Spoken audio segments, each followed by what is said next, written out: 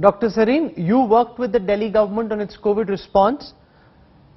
We're already seeing in that report that our investigation team put out that the situation at the hospitals is nightmare-like, whether it's a government hospital or a private hospital. You've got people who've got COVID symptoms, they're just walking around the whole place, and potentially they could be spreading at that time their infection to the medical staff, to others who have come there along with patients as relatives. This is a nightmare scenario that's playing itself out. Do you have solutions and suggestions, Dr. Sareen? First, I would like to just add to what initially we started with, when this COVID wave can decrease. I mean, it's like the virus is like a villain. It disappears and reappears, and it will continue to do so, and we have to remember it. This may be second, third, fourth, we may continue to count. And the relevance of this wave is especially the way the surge has come. It is far steeper, faster and more worrisome than ever before, in fact in any part of the world. And the reasons we have to go behind, and then only we can calculate when the peak and the plateau will come. The virus has mutated. India started with 1 or 2 variants when we started sequencing early in the month of January. Now we have double mutants, triple mutants, and in fact there are about 5,000 mutant variants of this. And what is the relevance of these mutants?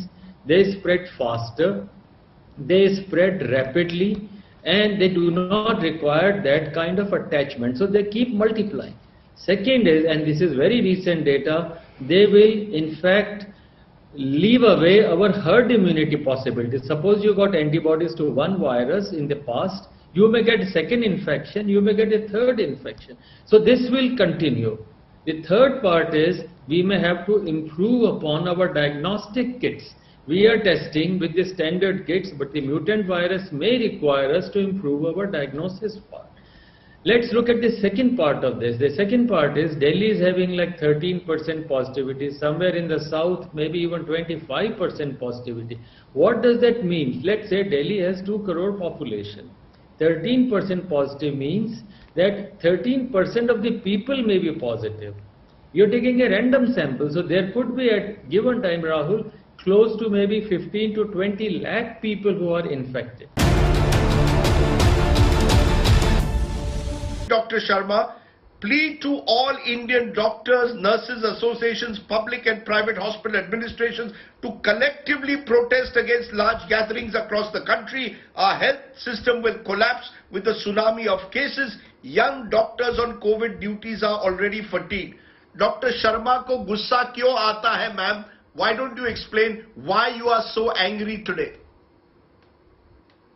Rajdeep, I don't think I need to explain myself today, and when I speak not for myself but for the medical fraternity, for all the health workers across India. You know, what you're seeing is a mockery, you know, allowing such large public gatherings, allowing these massive rally, massive religious congregation is naivety. It's a mockery, it's a complete disrespect to the medical fraternity, to the health line, the frontline workers, the health workers, the law-abiding citizens of this country. On one hand, you penalize people for sitting in the car without a mask. You penalize clinical establishment for social distancing, you put a 500 rupees fine.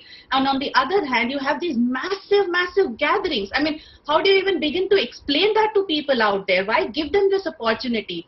A leader on the dais, which is way away from the crowd, can become positive. What about the lakhs of people there when they go back to their respective hometowns are going to be carriers? There's going to be a tsunami of cases, right?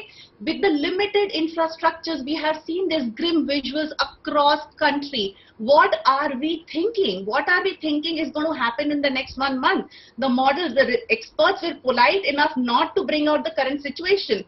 Has anybody put in these massive rallies and calculated the figures you will deal with? You and me and the public will watch the horror of the cases to unfold in the next few weeks. Who's going to live that horror stories? It's the doctors, it's the health workers, it's the hospitals which are already crumbling. Like, I have tons of young doctors across India DMing me, ma'am, please speak about us. We've been on COVID duties. There have been interns, young graduates, postgraduates. the undergrads who've not even finished their clinical duties have been pushed into COVID duties, right?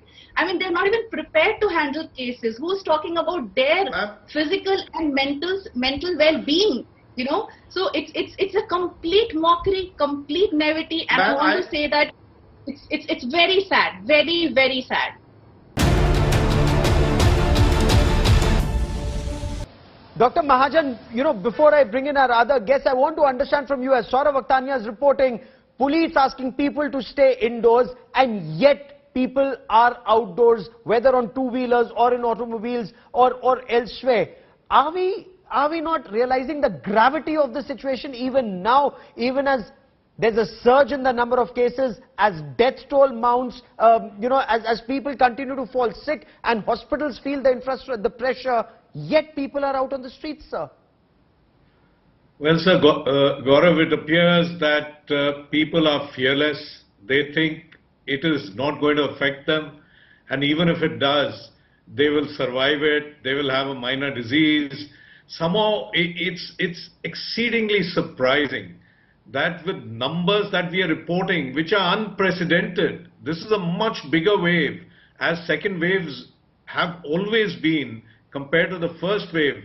But this degree of irresponsibility, it's very, very tough to say why people are behaving like this, why they have no fear of this disease when it is killing so many. You know that in the Shamshan Ghats, yes, there is a waiting list. They are giving numbers now.